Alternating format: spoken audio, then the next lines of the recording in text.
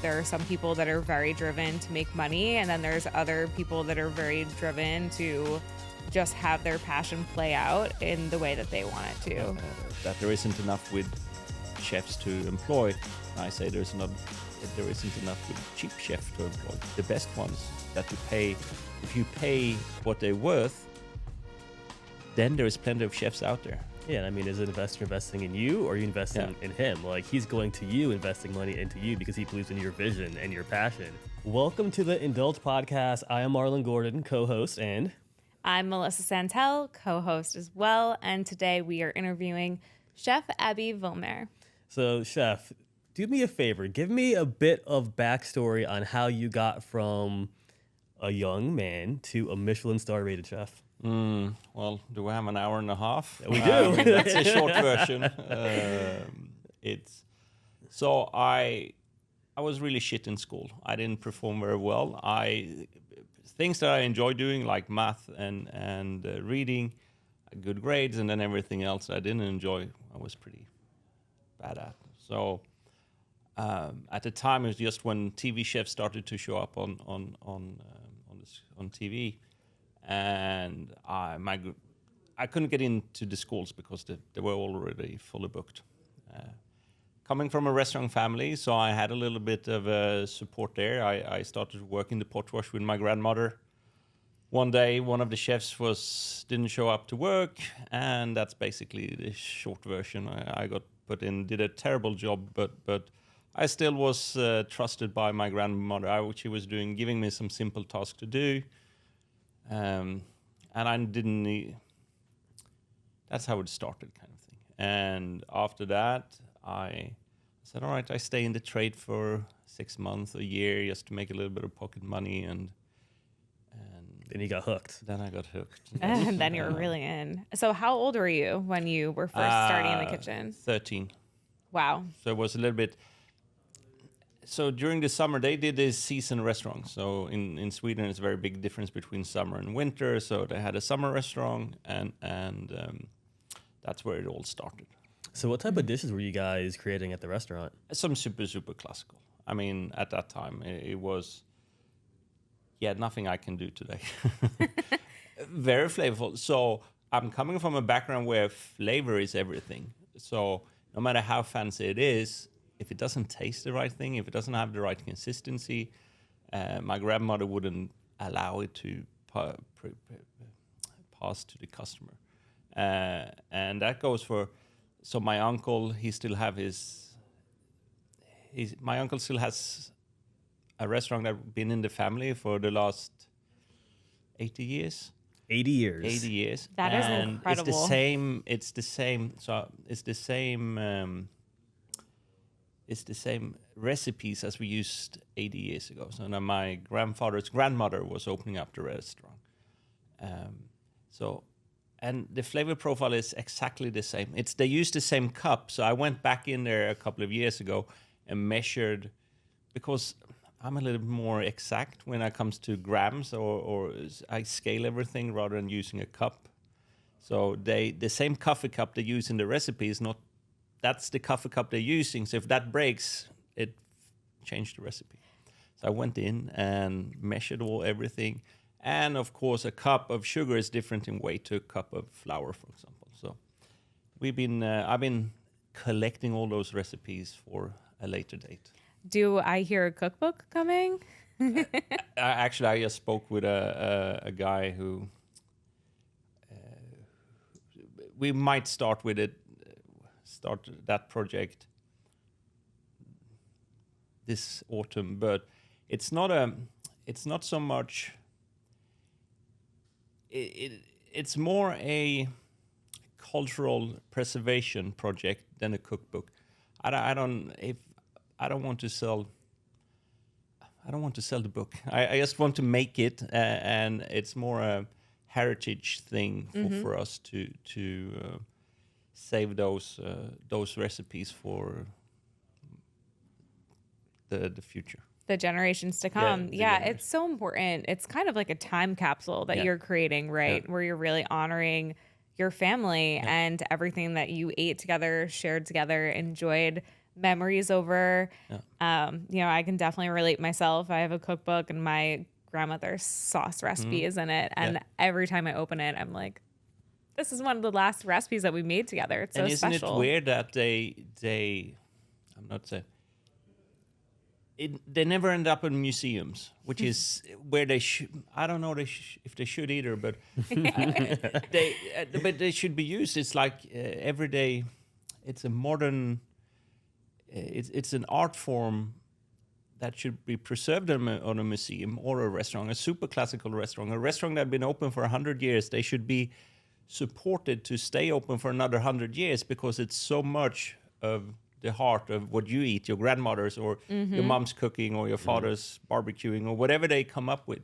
That's and sometimes it's. I told my uncle, you have to raise the prices on the restaurant to stay, So when they started, we had a very, very basic calculations, and they said one third of the main ingredients is the price out for the customers. But since then, my grandfather taught me this 30 years ago. But since then, only the taxes in Sweden been going up with 30%. So that should be at least times 3 or times 4, times 5 instead of just doing times 3. So I tell my uncle, please raise your prices. Otherwise, you can't stay. You can't keep on working yourself in the kitchen every day. You have to let someone else. You have to be able to afford to bring someone in to help you. Right. And I mean, to your point, there's so much more that goes into the behind the scenes of owning a restaurant, right? You become a entrepreneur, you become a mentor, you become the constant source of inspiration for all of those around you. And it sounds like you've also been a guiding light for everyone in your family as well. So when did you make that transition from you're working with your grandmother and you're this young kid, you have a thirst for this, you realize you love it, to like really taking it seriously as your career and then stepping into the restaurant in Sweden, which has 2 Michelin stars, by the way. So we definitely need to talk about that and how we got there. Well, it wasn't a clear. So I always been a little bit entrepreneurial, and I've done maybe 10 restaurants. I see them some stepping stone. I think Ebbe in Tampa is my 11th.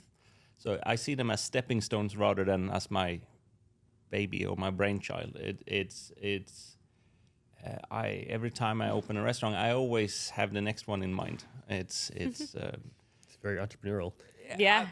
But there are so many. When you build it's or when you start with a project, you start with I never had limited amount of money. I never had a limited amount of freedom to do things, but you do the best what you have, so to become a stepping stone, and then you get the next one and the third one and the fifth. There's something in there, and it's not. My brother is completely different. The one we have run together in Sweden. He don't want any changes of it because it's perfect for him.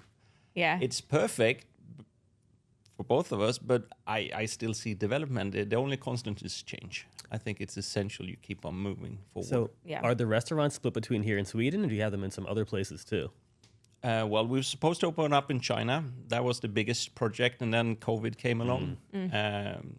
That freed up some of my time, and we had time to move to Tampa because of the China project didn't really go through. Fingers crossed we're moving back towards that part of the world as well. But I will have to come back for another podcast for that project. Yeah, we can make that happen. Yeah. Maybe we'll record it in China. Yeah, let's go. Yeah, let's go. That would be cool. Yeah. So what out of all the restaurants that you've launched, what's your favorite concept, or do you have one? I don't. I mean, I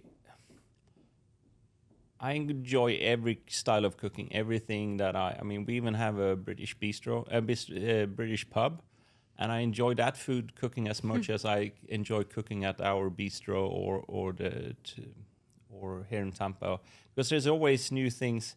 It's never constant. It changes everything all the time. There's so many more movable parts in the kitchen, and the restaurant as whole. So it's never boring. I bet. Never a dull moment. That's for sure. That's so many restaurants to have on the docket. Where do you continue to find inspiration for each concept? Oh, that's the easy part. I mean, no, but it's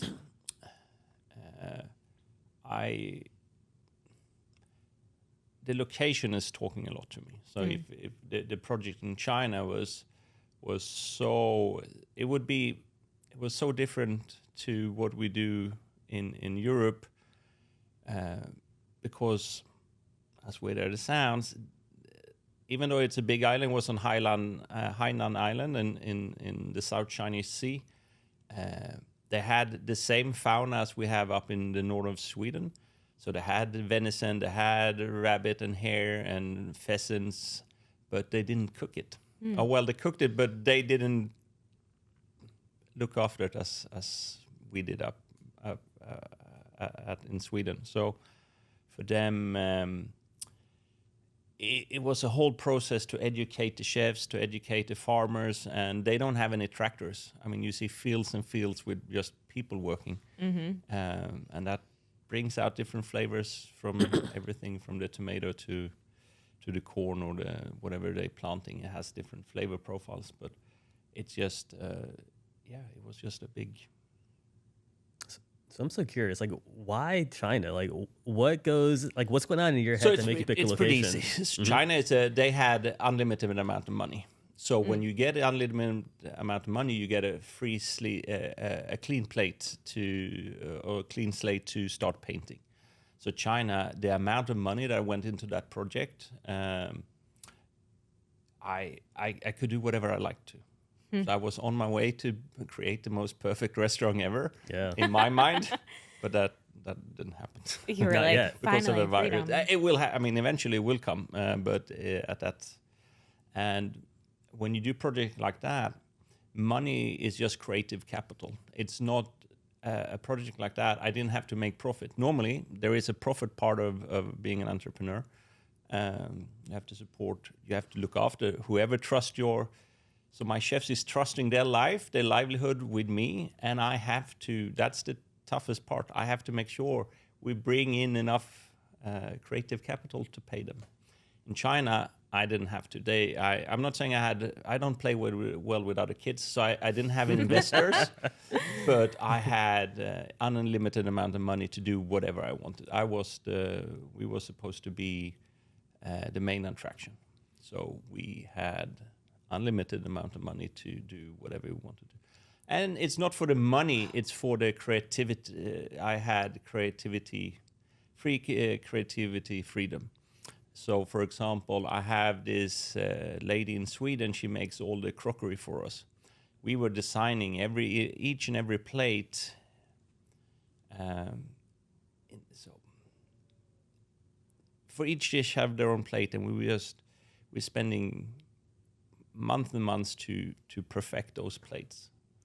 And they were ready, and they still sit in her warehouse, so we can still ship them out whenever we find the right sum of creative capital to send that way. That is amazing. I feel like, I had talks with one of my friends who works at Fortessa, and so her and I had a long discussion about the importance of what an actual plate as a vessel does in a tasting menu concept. It's so much more than functionality. It really contributes to the imagination of the dish that you're serving. And it is just so important in helping elevate the food in a way that leaves a lasting impression on the guest. And so to hear that you are creating all of these custom pieces with someone I'm so excited. I want to see them. Can we see them? I want to see them live as well. I want to see them in the cookbook and represented as the perfection that they are, like those pieces of art. I think that'd be really neat. Yeah. So you mentioned that you don't play well with others. Is that because you're such a disruptor? I don't know. I haven't had anyone analyzing the whole thing, but it's except for me. No, but certain things I get frustrated when. so if you haven't, I have so many friends all around the globe, and it's always the same problem. The investor wants his money back. I want my money back as well, but I don't mind if it takes 6 extra months, or if I just can do my own thing and tell my story my way. I don't really care if it takes me 3 years to pay back, or if it takes 2 years or 5 years. It's more the thing that, and I can't tell. Just imagine being told we have this idea and these plans and everything we do, and someone turn around and say, yeah, you have to put a burger on the menu because we have to attract the 5 o'clock crowd, or you have to do a happy hour with champagne, or it's, yes, well, I'm happy not to make those cents or the dollar, or I don't really need that revenue. That's fine with me. Yeah. So it's more so about having the creative freedom and really the ability to say no and to protect your story and the vision that you have, which I definitely respect and appreciate. I think when you are pouring your heart and your soul into a restaurant, you want it to be in line with the creative vision that you have. And, you know, you wouldn't put a burger on the menu at Ebbe in downtown Tampa. It would not make any sense, you know. And I think it comes to I think it's important to not be forced into that segment, because sooner, I don't believe in it. It's, so Hey, I'm with you. You're putting your value and your energy in the thing that you want to create. I mean, you're also the sacrifices you do. You know, there is a certain amount. If you're working 8 to 5.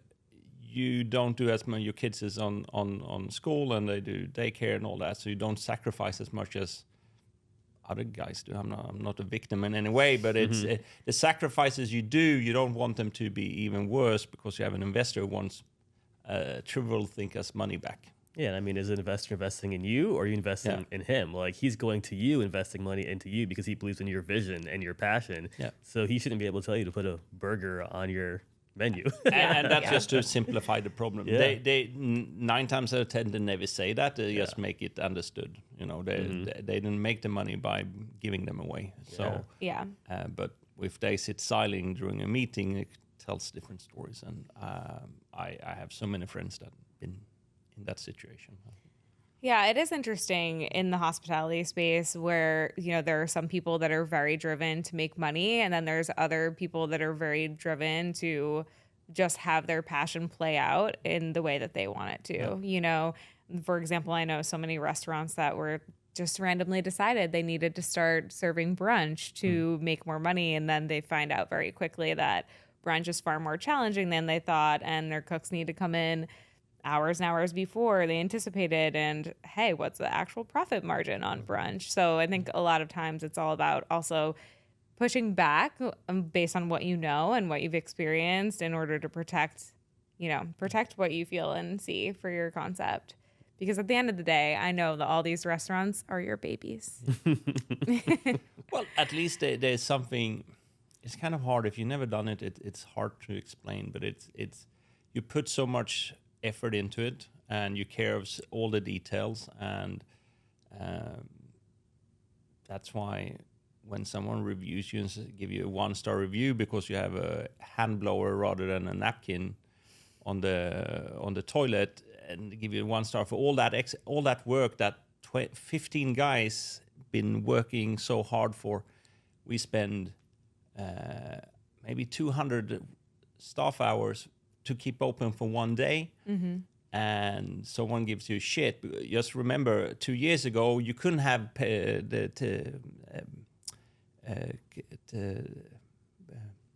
towels in the bathroom because they were unhygienic due to COVID.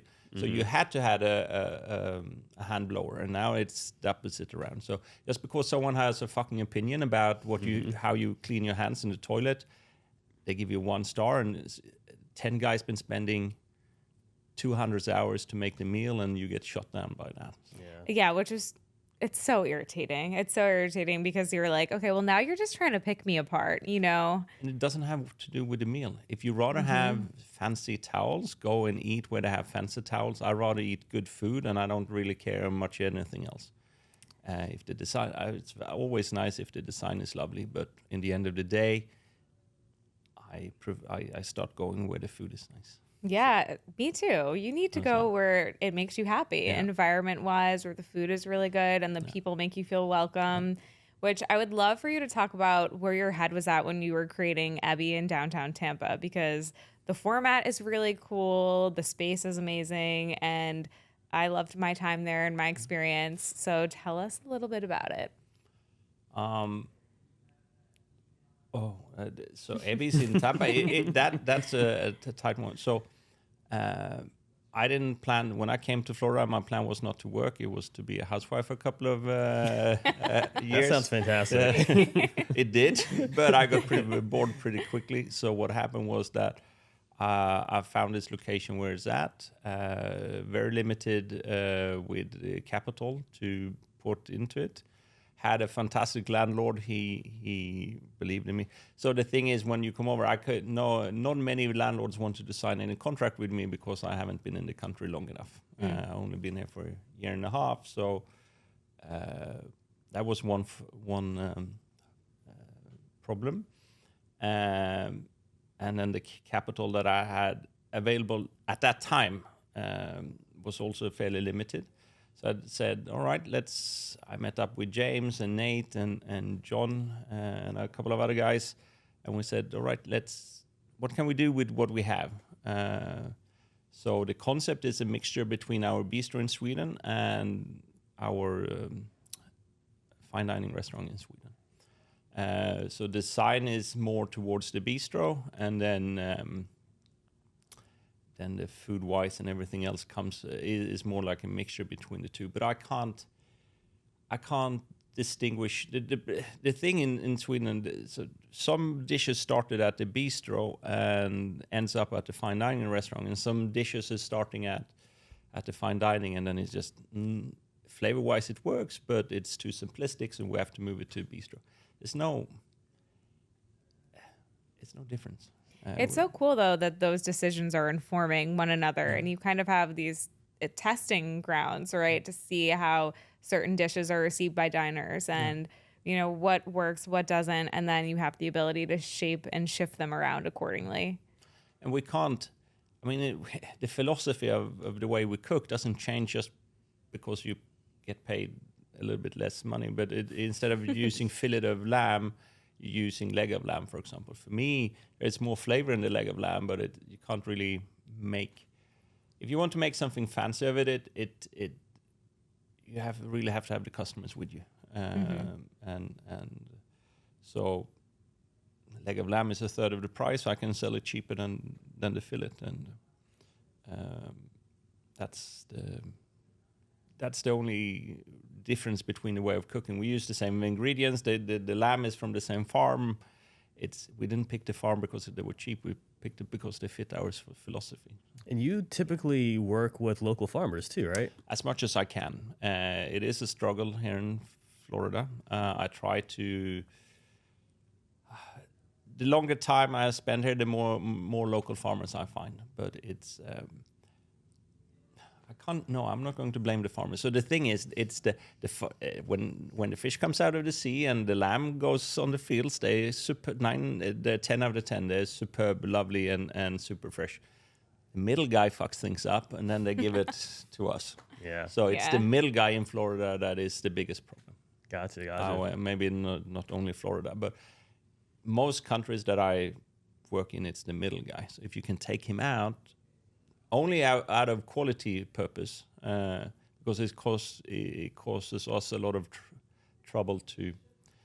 In Sweden, we have to go to the farm and pick up the meat. We have to go to the farm to pick up the onions or the seeds or the herbs or whatever. But I gladly pay for that. But the middle guy, and to be honest, we 20 years ahead of Florida, or even 30 maybe. So we were 20 years ago. That's where Florida is starting to come now. So for us, it's if if I can get a middle guy that is care about the produce as much as we do, it will save me a lot of time. Or I guess someone to ship Yeah. direct. Yeah, cut out those middlemen. Yeah. It is really important, the community that you decide to surround yourself with as well. And I know, you being new, kind of fresh to the Florida scene, what was it like transitioning from having restaurants in Sweden to then all of a sudden you're in Tampa, Florida, you're a stay-at-home dad until you're not. And then you're like, okay, we're opening up another restaurant. What was that transition like? Well, I lived abroad my whole life, adult life, more or less. So I spent some time in London, some time in Singapore, and luckily enough, the time in Singapore taught me it was the biggest change of the style of cooking I do. And I've learned that, so coming from Europe, you think everybody knows how to do the basics as we do them. It's not, and no one else. So we know that Europe, and I've been spoiled. So in Sweden, I had Maxime, my pastry chef, for example. He interpreted. We worked together for 15 years. So I didn't really have to speak. I just have to make some sign language, and he will sort out whatever I needed for that dish. So to come over and start over a new team, that's the biggest hurdle. Because you have to be firm, but you still have to trust them, and it's easy to kill someone else's creativity by bossing them around too much. At the same time, people are coming to eat a certain format of food, so, and I know how easy it is to kill someone's creativity and their voice if you say no all the time. You have to say no in the right way, kind of thing. So. That is a very talented and honed skill, to be able to say no, but still be encouraging and give someone a pathway to be themselves while still adhering to what the dish needs to be or what it needs to look like or the flavor complexity. I mean, what would you say to aspiring restaurateurs? Don't do it. What's funny? I hear a lot of chefs and restaurant owners say that. Well, I had another interview the other day, and they said, she asked me, if you take away the best 5% and the worst 5%, and letting your son, would you still recommend your son to come into the trade? And I said, no, it's the best 5%, the worst 5%. I don't want to wish my worst enemy, but the top 5% is so rewarding. So it's you can't, you have to allow them to make the mistakes. And for other restaurateurs, it's try to do things differently. Don't copy. I was lucky. I was trained in the UK. I did my bigger part of my learning about restaurants in the UK, together with my grandfather's 50 years of experience and my uncles and everything. But I really quickly saw the difference between the UK way and my family's way of doing things. And the UK is much more professional. In a way, can I say that without making anyone upset? But say whatever you want. They are so uber professional in what they did. So there was, even though there was a lot of managers, they were all working managers. I'd done some interviews here in America. A lot of people want to be a manager, but no one wants to work. So it's like I don't have I'm not here in America, in Sweden as well. So we have a saying, and at one time in Sweden, we were up to 60 employees, but we only had working managers. So we don't have any office hours. We give the office hours to professionals, and they give us whatever data we need to run the business forward. They are the ones to do it. I'm not employing the best head chef in town to sit in the office because he's shit in the office. Yeah. I don't bring in the best restaurant manager. He should only have customers contact. Because he is hopefully a social genius, know how to turn every situation and sort out every problem that sorts out. He can't do that in an office. It's not an office trade. I am one of the first complicated English words I've learned. So when I went to London, I didn't know any English. The head chef told me to get a ripe tomato, and I didn't know what it meant. I know tomato and ripe. I thought he meant a dead tomato, R.I.P. Yeah. So he asked in me for a peace. cucumber. I didn't know what a cucumber was. Well, afterward, when he beat me up with a cucumber, I understood what it was. But that's a different thing.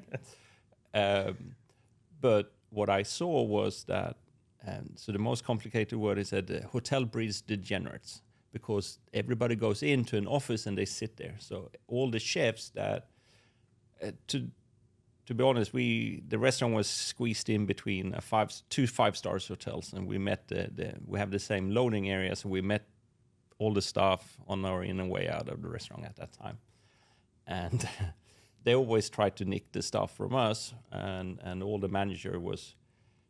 They all been really, really good chefs or really, really good restaurant managers, but they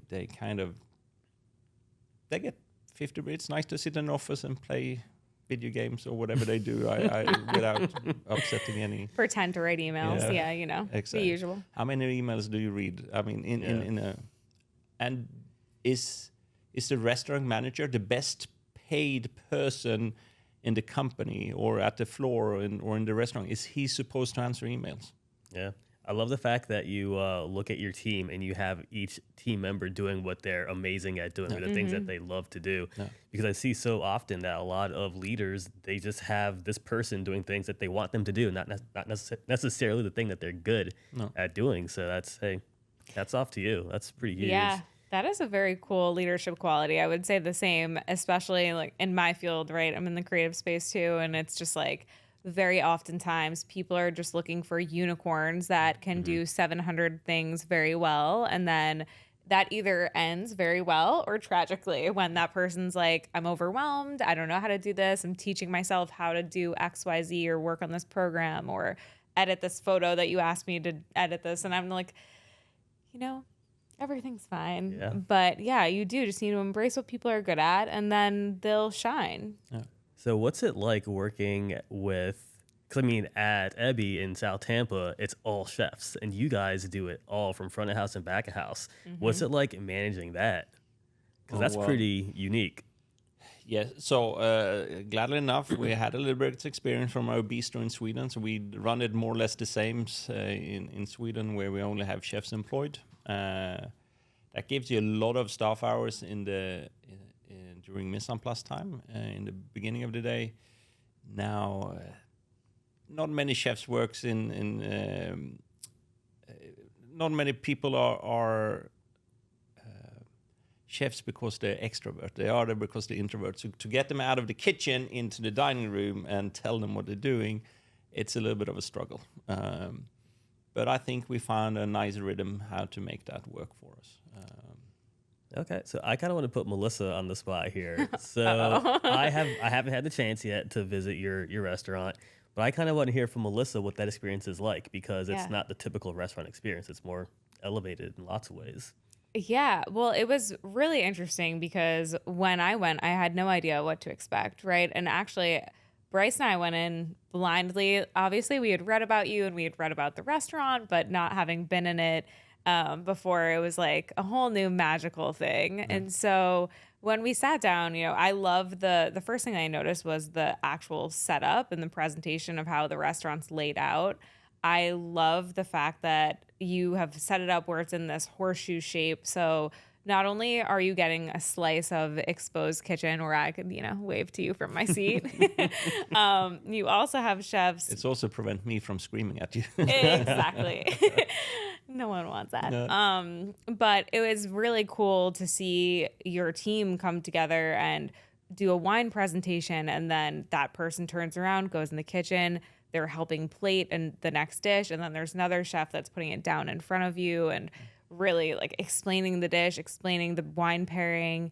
And to me, like, that's always fascinating. That's my favorite part about dining out, is learning about the food and where it comes from and the story behind each dish. And there were some really cool creative plays on presentation wise that you guys had that I loved. And there was the dish that you served on top of those little leaves, the ceramic leaves. The Claire, yes.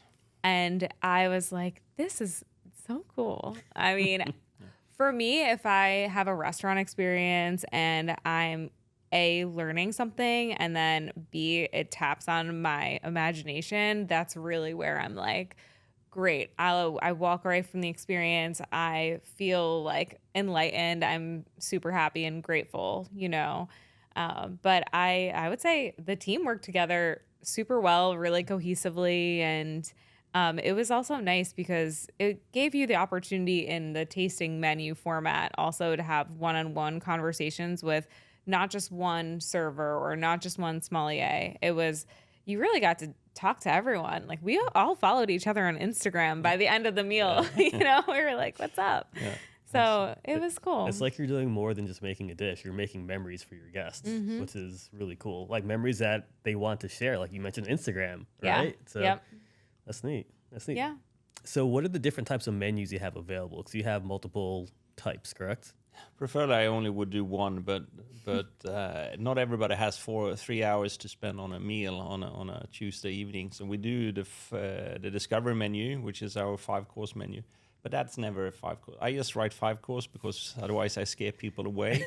So I've learned this when I open up in Sweden, or when I open up the fine dining restaurant in Sweden 15 years ago, it was the same.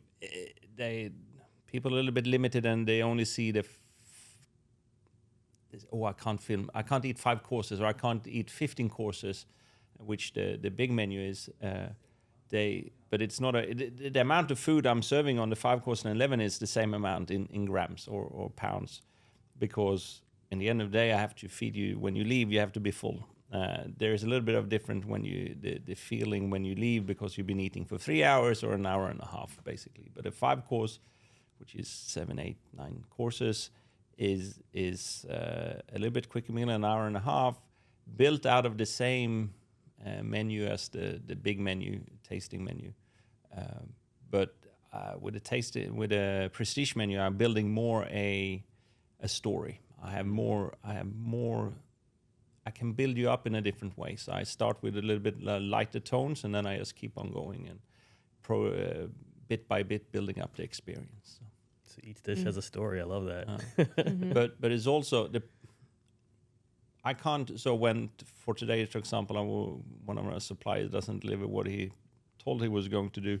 I won't mention him by name, but if I change something here, I have to change 3, 4, 5 things all along the way as well, because I just can't replace the blue mussels with oysters or with a scallop, because it changed the flavor profile.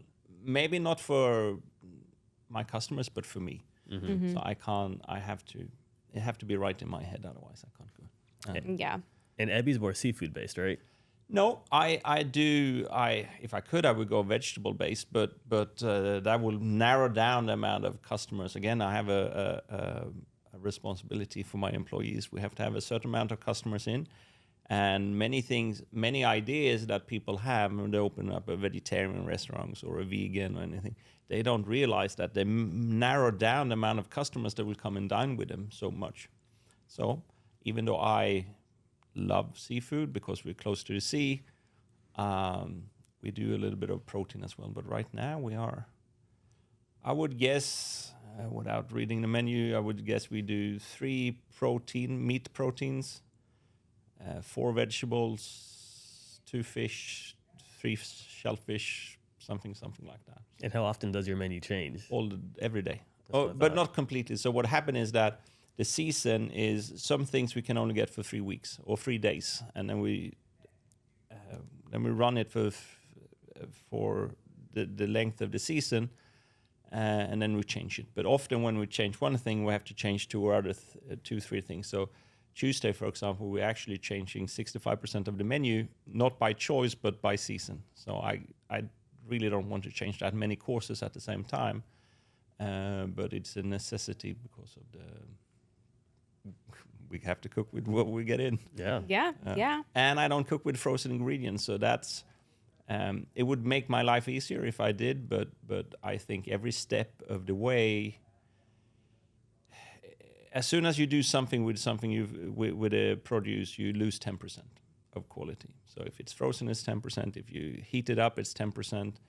And 3, 4, 5 steps down the line, you might as well have bought a cheaper ingredient and open up a different style of restaurant. Yeah, absolutely. I mean, I like that you honor the integrity of the ingredient. I think that that's like part of your ethos, you know, and so important too. Sets you apart. It's a definite key differentiator. Yeah. So off camera earlier, we were talking about inspiration, right? Yes. So why do you love inspiring others, and why is that important to you? It's challenging me in my ethos as well. So for me, if to inspire other chefs, I have to kind of be true to my word. It's easy to talk, but it's a different thing if you actually have to do it. So I do. So if I had the opportunity to, if I can inspire other chefs or restaurateurs or any other in the industry to see for me, it's been the best profession in the world. I've been traveling the world just peeling onions. So it's not, all you have to do is to be the best of peeling onions. You just have to be passionate about what you do. And everybody complains that there isn't enough with chefs to employ. And I say there isn't enough with cheap chefs to employ. The best ones that you pay, if you pay what they're worth, then there is plenty of chefs out there, or service staff for that sake. So, there. The different thing is there is no cheap food, because either you cheat the farmer, you cheat the producer, you cheat the staff, or you cheat the tax guy. You can't make cheap food, because there is a process in it that costs money. And it's not for the sake of money; it's for the sake of creativity that we do it. But you can't. If I can inspire people to look at the trade differently, I think we will get a more creative society or group of people in the trade. For example. I want my biggest mission in Tampa is to show chefs that don't get into with an investor. Do it yourself. Make it small. Cook really, really well, and do it yourself. Yes, the profit will be less. The margin will be tighter, but it will be so much more rewarding, and you will see with the customers. And you will see the difference in how things will do, and you get direct feedback from customers. I don't have the best patience in the world, so by seeing the customer what they like and don't, that's a big reward, and that's what I like, and want to inspire to see other people to see the difference when, and if they then can take that with them and open their own restaurant, rather than, for example, Ebbe's we have a rooftop, and everybody say, oh, you should open up a bar and you should open up a bar and you will make shit tons of money. But it's not me. I've seen the backside. As much as I like a glass of wine here and there and the food, but I also seen the backside of the trade. I know we're owning a British pub back in Sweden, but if anything,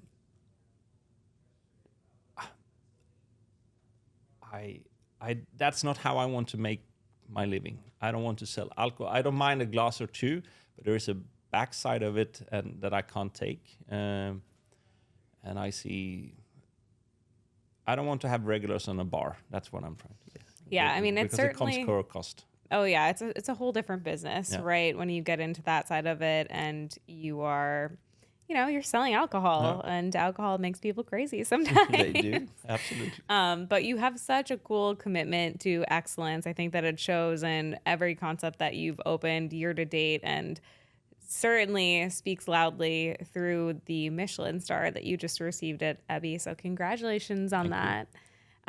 What would you say was the leading quality that Michelin saw in you that they were like, Ebbe, you've been open for how long? 10 months. 10 months, and you're getting a Michelin star. Well, I'm not handing out the stars. That's so I can't really speak for them. I have my style of cooking that bringing awards all around the globe. I cook very simplistic. I don't. That maybe has something to do with it. I do respect the ingredients a lot. But also it's a team effort. So without my team, I wouldn't be able to do it. And I see it as a necessity that I'm being able to explain to my staff how my passion for what we do, because I'm not there every day as much as I like. Someday I have to be other places, and then James or Nate or John or Katie or any of the other team members have to do what I do, and so my job is to be a support unit for them rather than me cooking. I would love to just be in the kitchen and cooking all day long, no customers, no staff, and no paperwork, and that's all I do. But I think it's for Michelin. I hopefully was the style of cooking we did, and what we managed to tell our team members to act as well. So, Chef, in closing, I have one question for you. Let's play a little game. If you could only have one dish, we'll call this last dish, right? Okay, last dish. What would that be? The last dish you're ever going to eat Your death ever row again. meal. That's a good question. Yeah, it is. He's thinking about it, too, yeah. All right, there is... So the problem is You got to pick one, only one. No 3-course meal? No three. Okay. This is not your tasting menu, Three-course Chef. meal would be easy. That would be something starting off with mushrooms, then Dover sole, and then a rhubarb dessert. I'm not a dessert guy. I don't like it too sweet, so that goes off. So it's between the Dover sole and the mushroom. I would say it would be something with mushrooms and something simplistic as a chanterelle toast with grated egg yolk or creamy egg yolk or something like that. Oh my gosh. Why did you pick that? Is it more Sounds because of good. a memory associated with it? Is it because of the taste? Is it something else?